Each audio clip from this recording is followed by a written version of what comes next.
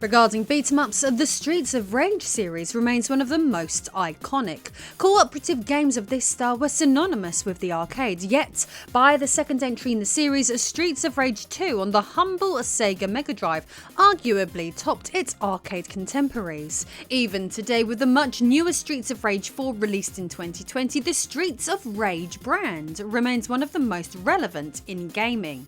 While there was a 26-year wait between the third and fourth entries in the series, the passionate fan community around these games would churn out new underground Streets of Rage experiences of their own. There are loads of these incredible tributes out there, from the insane horror-themed title Streets of Rage Zombies to the impressive super polished Streets of Rage Remake. Today, on the other hand, we are going to cover something far stranger and even somewhat topical, considering the geopolitical situation planet Earth currently finds itself in.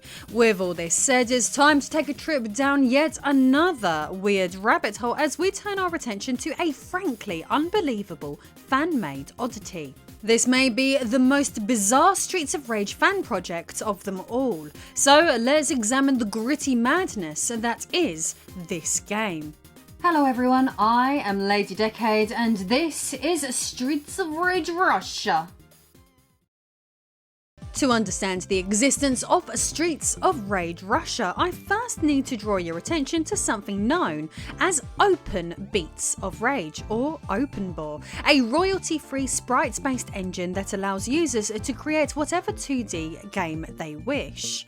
While many games out there were made from the ground up using OpenBOR, many are fan projects that often supplant graphics and characters from existing games. These usually pay homage to the user's favourite titles from the past, with many Streets of Rage fan projects emerging through the use of this now legendary in itself application. Now, being fan-made passion projects, information on some of these titles online can often be very confusing, mainly when one popular project has been updated or modded repeatedly by different users. But from at least what I can tell on the internet, Streets of Rage Russia was a fan project created in the early 2010s by a person with the username Antiguff, also known as Sumai.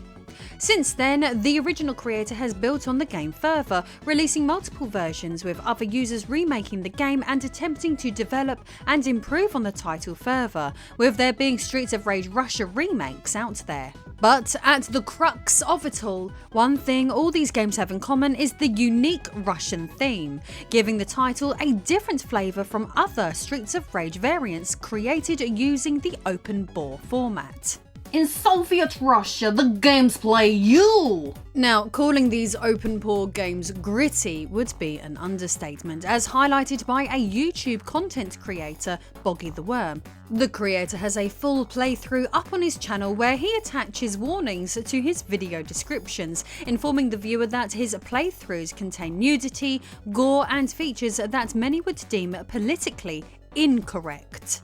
To remain advertiser friendly, I sadly cannot physically show you everything this game has to offer, as some of it at points is too lewd for my family friendly content. Like the Streets of Rage Zombies game, Streets of Rage Russia features the use of blood being spilt in some versions when attacks connect, instantly giving the title a more mature theme than your official Sega licensed Streets of Rage titles.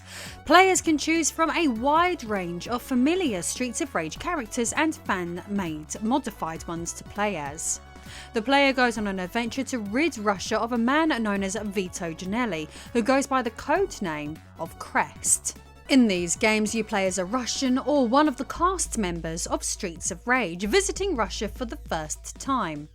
The game features a controversial theme, which features the characters on a quest to defend Russia. The country's representation in these video games is extraordinarily bleak and almost post-apocalyptic. Reportedly, the game features your characters defending Mother Russia against all sorts of so-called threats that range from the homeless, drunks, and much more controversial opposition, as illustrated through some of this footage. You must even defend Russia from Ukrainian nationals, which is ironic considering which country has recently decided to mount a full-scale invasion against the other. Sorry, Russian viewers, I mean, Special military operation. Specific versions of the game allow gamers to control a bizarre-looking character known as Vutnik. To explain it further, Vutnik is a political slur often used in Russia and other post-Soviet states.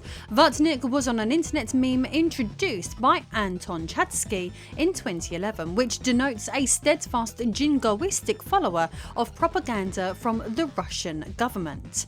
The Vutnik character from the memes is made from the material of a padded cotton wool jacket and bears a black eye.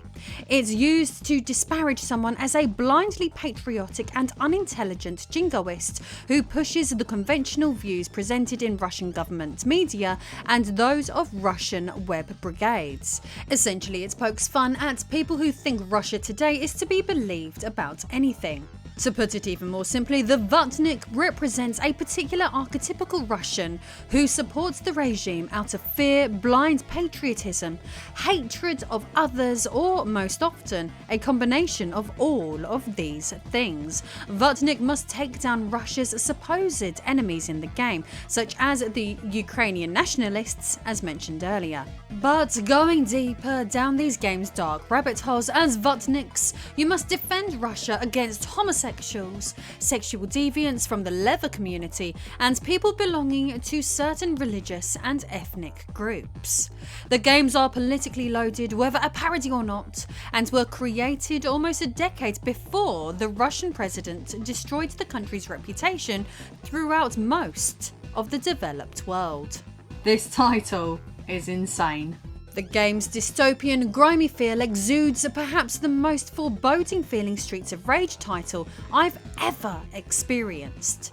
The opening stage of an earlier version of the game sees streets covered in graffiti and litter as you fight your way through a wasteland, taking out gopniks and other opponents. Gopnik is another Russian term to describe a subculture in Russia, Ukraine, Belarus, and other former Soviet republics, representing people from working class backgrounds that usually live in Russian suburban areas and come from a family of poor education and income.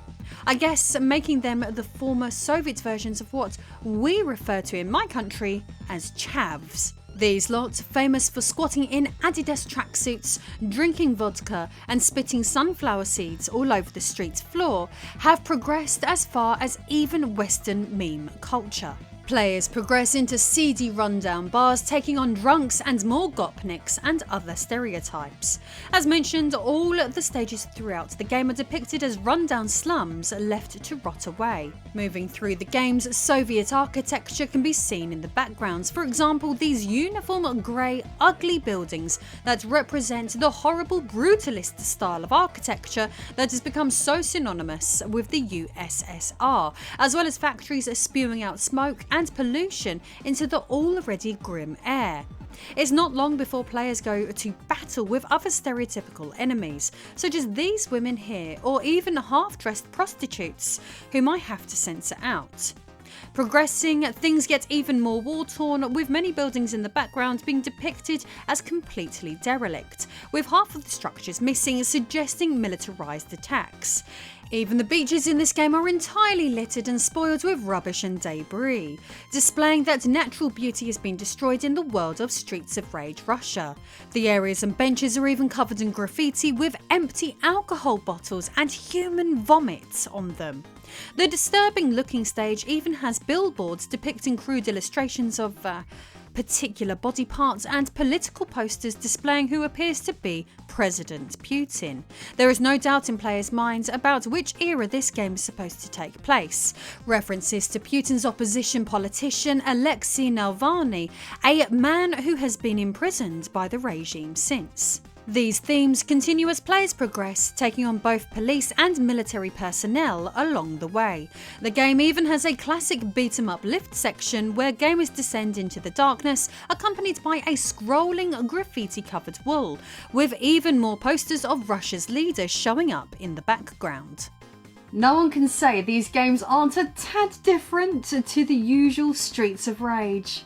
Players then play through several further stages that carry on the game's theme before finally reaching Crest himself, who is clearly a modified Mr. X sprite. He is accompanied by many other enemies who must also be taken out to finish this version of the game. As you can see, there were many political nods in this game. Later, Streets of Russia mods would bring the game's themes up a notch, including more stages, characters and extra gameplay modes. One of the most controversial stages features the nightclub from Streets of Rage 3, where gamers must take out many level-wearing foes. These games are crazy. There is even one stage in one of these mods where every opponent on the level is wearing what seems to be SS uniforms, with a boss fight taking place against, well, you know who it is. You don't need me to say his name for you. There is a version of the game I am showing you now that, after defeating the biggest heel of World War II, players have the opportunity to play through a stage featuring Trump, Bill Clinton's saxophone in tow, and more. However, there's no denying that these games are controversial, with political references doused all over the place. Another thing regarding Streets of Rage Russia I'd like to comment on is that I think it's highly likely that this game was the one that would inspire an officially licensed 2016 beat-em-up known as Mother Russia Bleeds, a game that is set in an alternative 1980s Soviet Union ruled by the Russian mafia, a game with a lot of stylistic similarities to Streets of Rage Russia, that is said to be heavily inspired by Streets of Rage, Double Dragon and Renegade, but the parallels between Streets of Rage and Mother Russia Bleeds are too close to ignore. The game, its updates and its mods are chocked to the brim full of Russian references, many of which I am bound to have missed due to not being a Russian native myself. So if you pick up on any that you saw in today's video, feel free to comment about them below. Overall, I have to say that out of all of the fan games that I've covered on this channel, this one is perhaps one of the most bizarre and controversial, but no one could ever complain that no effort was made to make these games different from the original Streets of Rage titles. The dystopian, ominous, foreboding feel of these makes them stand out from the pack. Mental. So grab your Adidas tracksuit and bottle of vodka, choose some sunflower seeds and position yourself into a squat so that you can indulge in this lunacy. If you liked this one, subscribe and check out a video I made that Yuzo Koshiro himself commented on and approved for himself. A look at the cancelled Streets of Rage games. Bye!